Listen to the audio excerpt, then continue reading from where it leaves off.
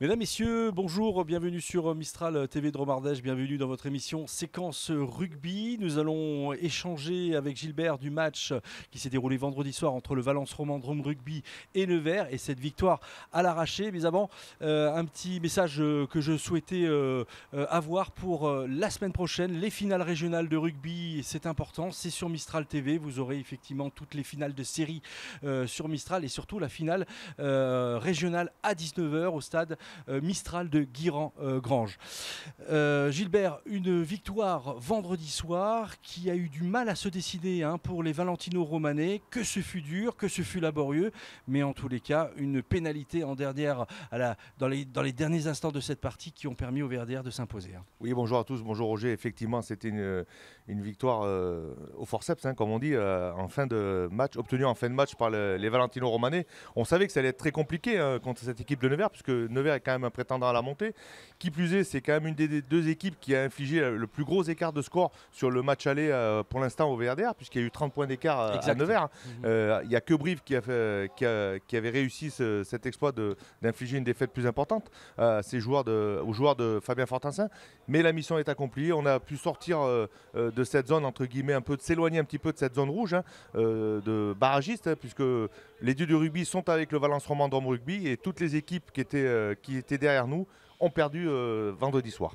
Voilà, un vent qui soufflait très fort vendredi soir. Le choix de Fabien Fortassin, en tous les cas de l'équipe, a été de jouer contre en première mi-temps et de jouer avec en seconde mi-temps. Le problème, c'est en regardant le match, on s'est aperçu que le vent n'a pas favorisé forcément l'attaque valentino-romanaise et ils n'ont marqué que 3 petits points.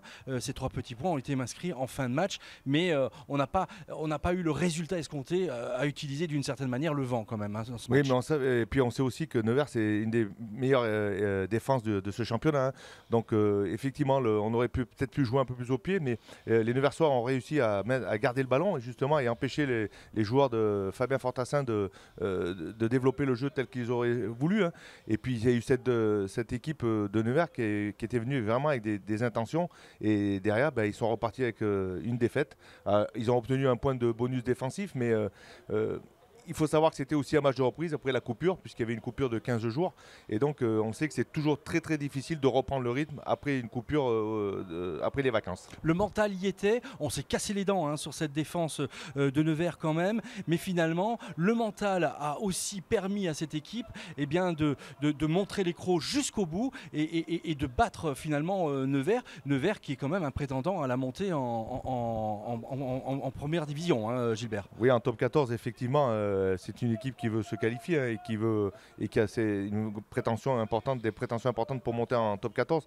Maintenant, on a eu quelques difficultés en mêlée. Il va falloir régler ça. Bon, on sait qu'on a eu encore des joueurs blessés sur cette rencontre, en espérant que ce ne soit pas trop grave et qu'on puisse vider un peu cette infirmerie, parce qu'on sait qu'en première ligne, on a perdu plusieurs piliers. Donc, il va falloir régler tout ça. Ça, c'est le job de Fabien Fortassin et de tout son staff pour essayer de justement éviter d'être aussi pénalisé sur les mêlées. Bon, avant de regarder le résumé qu'on vous a concocté avec Gilbert, j'aimerais revenir sur un fait de jeu quand même, un fait important. C'est ce carton rouge en fin de match pour Nevers, Gilbert. Oui, le deuxième ligne qu'on va voir dans le résumé, effectivement, c'est un fait de jeu. Il y a un plaquage non maîtrisé. Derrière, monsieur l'arbitre, on voit bien, dans le doute, donne seulement un carton jaune à Van der Merwe, le numéro 4 de Nevers, et qui derrière, après avoir visionné les images à la vidéo, a changé de couleur et est passé au rouge. Et ce qui a permis à Lucas Méret, qui a fait encore un très bon match, il faut le souligner, aussi à Adam Vargas, qui a été excellent contre cette équipe de Nevers. On voit que Adam, quand il se maîtrise, c'est un très bon joueur. Je le dis haut et fort. Adam, il faut que tu gardes cette maîtrise. Et puis derrière, cette pénalité où Lucas n'a pas tremblé, malgré un vent du sud qui soufflait extrêmement fort, a réussi cette pénalité et qui a donné la victoire au Valence Romandrum Rugby. Gilbert, chers téléspectateurs, je vous propose de regarder ce résumé de rencontre et on se retrouve tout de suite après. A tout de suite.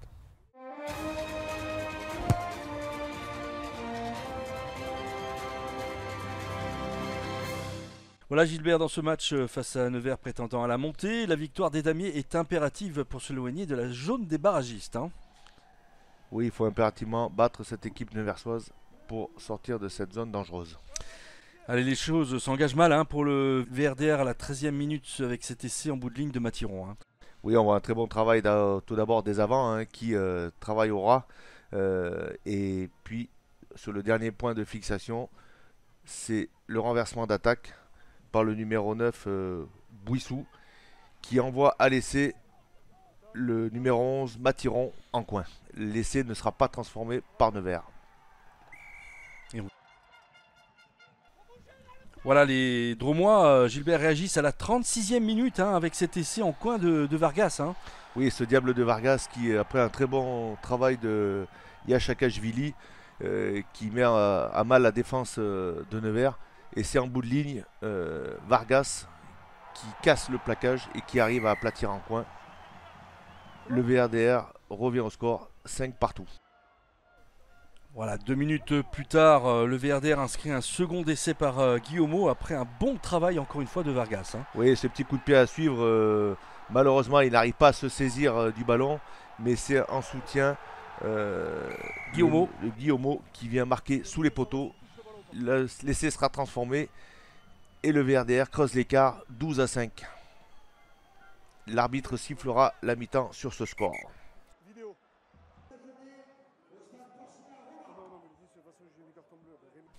Voilà, dès l'entame de la seconde mi-temps, c'est Fraser qui à la 46e minute inscrit ce nouvel essai pour Nevers, qui ramène le score à 2 petits points, c'est-à-dire 12-10.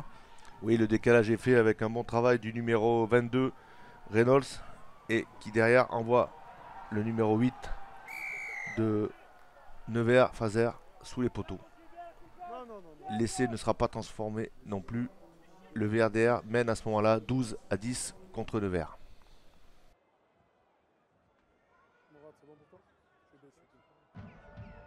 Voilà, on voit cette pénalité, Gilbert, à la 55e minute de jeu par Reynolds pour Nevers qui leur donne l'avantage sur le score de 13-12. Voilà, Gilbert, à la 76e minute de jeu, un fait de match important. Oui, c'est sur ce plaquage non maîtrisé de Van der Merwe du numéro 4 de Nevers qui voit le joueur du VRDR retomber sur la tête. Donc dans le doute, monsieur l'arbitre inflige d'abord un carton jaune au numéro 4. Et après visionnage vidéo, on constate que le joueur retombe sur la tête. Donc tous les doutes sont levés. Monsieur Ourquet change son carton et passe au rouge.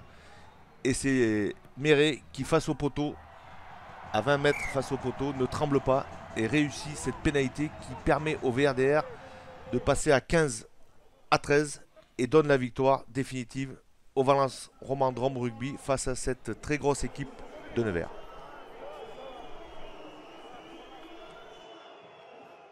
Voilà donc ce résumé de match entre le Valence Romandrome Rugby et cette belle équipe de Nevers. Une victoire qui fait du bien, Gilbert. La course au maintien se poursuit, mais on est quand même là à deux doigts sans vouloir vendre la peau de l'ours. Non, il reste encore un long chemin, comme je dis, il y a encore beaucoup de points à distribuer dans ce championnat. Et puis il y a déjà vendredi la venue de Mont-de-Marsan. Mont-de-Marsan qui est classé 4e. Alors on sait qu'on les avait mis à mal chez eux, Mont-de-Marsan, puisqu'on aurait pu accrocher une victoire chez les Landais, mais ça n'a pas été, les dieux de rugby n'étaient pas avec nous ce jour-là. Donc aujourd'hui, il y a la réception de Mont-de-Marsan. Il va falloir impérativement encore gagner cette rencontre avant de voir se dessiner le déplacement à Béziers. Ouais, Fabien Fortassin qui disait que cette victoire s'est jouée quand même à peu de choses. S'il n'y avait pas eu ce fait de match, s'il n'y avait pas eu cette transformation, cette pénalité en fin de match, le VRDR ne gagnait pas. Là, en l'occurrence, et comme tu l'as dit en première mi-temps, et Fabien Fortassin aussi, je reprends sa parole, il a pu dire que les dieux du rugby étaient présents au stade Pompidou ce soir-là. Et bien cette victoire s'est dessinée dans les derniers instants. Et ce qu'il faut quand même indiquer, c'est que les équipes poursuivantes, en tous les cas du VRDR, ont toutes perdu aussi vendredi soir. Oui, ont toutes perdu. Puis on peut voir tous les résultats de la Pro D2 où ça a été des scores très étriqués. Et que le Valence Romandrome Rugby fait la belle opération de cette soirée. Maintenant, il va falloir recevoir Mont-de-Marsan, qui est aussi un prétendant à la qualification, puisqu'ils sont classés 4e, juste devant Nevers. Donc il y a un gros match qui attend l'équipe du VRDR vendredi soir. On vous attend très nombreux pour venir les supporter, parce qu'effectivement, il va falloir que ce 16e homme se réveille encore un peu plus pour aider ses joueurs à se transcender et justement à obtenir de belles victoires au stade Pompidou. Ouais, on sait que les Valentinois jouent très bien à domicile. Par contre, il en est un petit peu moins, je je dirais, à l'extérieur où on n'a eu que des défaites jusqu'à présent, avec, comme tu aussi as pu le souligner sur des émissions précédentes, le Valence Romandrome Rugby s'est ramené des points de pénalité depuis les matchs à l'extérieur malgré les défaites. Toutefois, les matchs à la maison, il faut les gagner impérativement. La victoire à Nevers, elle a été importante, elle a été longue à se dessiner, mais elle a été là, elle a été présente cette victoire-là. Mais qu'est-ce qu'on a eu du mal Gilbert, effectivement, à pouvoir se dire que cette victoire incontournable pouvait se dessiner. Oui, moi, effectivement, lorsqu'il y a eu ce fait de jeu à la 77e, le Valence Romandrome Rugby était en possession du ballon, était sur une phase dominante, puisqu'on venait de rentrer dans les 22 mètres de Nevers. Mais peut-être qu'il y aurait eu un essai. Bon, l'avenir, on ne pouvait pas prédire l'avenir. Mais bon, il y a eu ce fait de jeu qui a fait que ça a précipité ces 3 points et cette victoire du Valence Romandrome Rugby. Peut-être qu'on aurait eu un essai en bout de ligne, je ne sais pas, puisque le VRDR était en possession du ballon au moment de cet incident, entre guillemets. Donc, pourquoi pas espérer qu'il y aurait eu cet essai. Bon, la victoire s'est dessinée par une pénalité. Il va falloir se remettre au travail. Il faudra rien lâcher jusqu'à la fin de saison, puisqu'il reste encore quand même 3 matchs à la domicile, avec la réception de Mont-de-Marsan. Il y aura la réception de, si je ne m'abuse, de Aurillac et de Agen. Donc il va falloir s'accrocher sur toutes les rencontres et pourquoi pas aller récupérer des points à l'extérieur, en sachant que les déplacements, il va falloir se déplacer à Béziers, à Aix-en-Provence et le dernier match à Colomiers. Une petite question encore, Gilbert, sur ces victoires à domicile. Heureusement qu'elles y sont, évidemment. Mais comment on peut expliquer justement cette capacité qu'ont les Valentino-Romanais à scorer, à marquer, à être victorieux à Pompidou? Ben voilà, il y a aussi le 16e homme. Il y a des repères, les joueurs ont des repères, ils connaissent le stade Pompidou par cœur. Donc aujourd'hui, ils arrivent sur des terrains, ça on l'avait dit à l'émission précédente, où ils arrivent sur des terrains à l'extérieur, où il manque de repères. On voit que Nevers a eu du mal avec le jeu au pied, puisqu'il maîtrisait beaucoup moins ce gros vent du midi que nous avions vendredi soir. Mais voilà, il va falloir progresser, il va falloir apprendre de nos défaites. Et ben justement, ça va faire grandir aussi cette équipe du VRDR et qui peut-être d'ici la fin de saison obtiendra cette fameuse victoire à l'extérieur qui les mettrait vraiment, qui l'éloignerait vraiment de cette zone de barragiste. De relégation. De barragiste, tout à fait. Merci Gilbert. On va tourner la page Pro D2. On va peut-être un petit peu parler. Alors, juste aussi préciser que aujourd'hui, dimanche, les finales de série vont se jouer. Donc, vont se décider les finalistes et pour les finales régionales de rugby de dimanche prochain, dont j'ai parlé effectivement en début d'émission. Mais il y a aussi Aubenas. Aubenas qui va pas très bien, Gilbert, en ce moment. On ne sait pas trop ce qui se passe fondamentalement, mais ils ont encore perdu dimanche dernier. Ouais, ils ont perdu à domicile contre une équipe comme cette équipe de Florence, 23-20. Donc il va falloir vraiment sonner la révolte chez nos amis albenaciens, de façon à déjà, il va falloir se déplacer aujourd'hui à Dijon. Dijon qui est une équipe qui cherche des points justement pour les accrocher cette place qualificative. Donc c'est un dimanche encore difficile pour le RCO Benavals. Mais pourquoi on va pas cesser d'y croire, On va croire que cette équipe va justement se révolter et aller chercher peut-être cette première victoire à l'extérieur et revenir avec ces 4 points qui leur permettraient de sortir de cette zone de relégation. Merci Gilbert pour l'ensemble de tes commentaires. Merci chers téléspectateurs de nous avoir suivis. On se retrouve évidemment dimanche prochain pour décortiquer ce match du VRDR face à Mont-de-Marsan. En attendant que la victoire soit présente. Voilà, en espérant que la victoire soit belle vendredi soir pour le VRDR et on vous attend extrêmement nombreux à Guiran-Grange pour les finales régionales. Alors les finales régionales de secteur sud à Guiran avec en clôture de cette belle journée de rugbyistique, la finale R1. Merci Gilbert, à très bientôt. Merci, au revoir.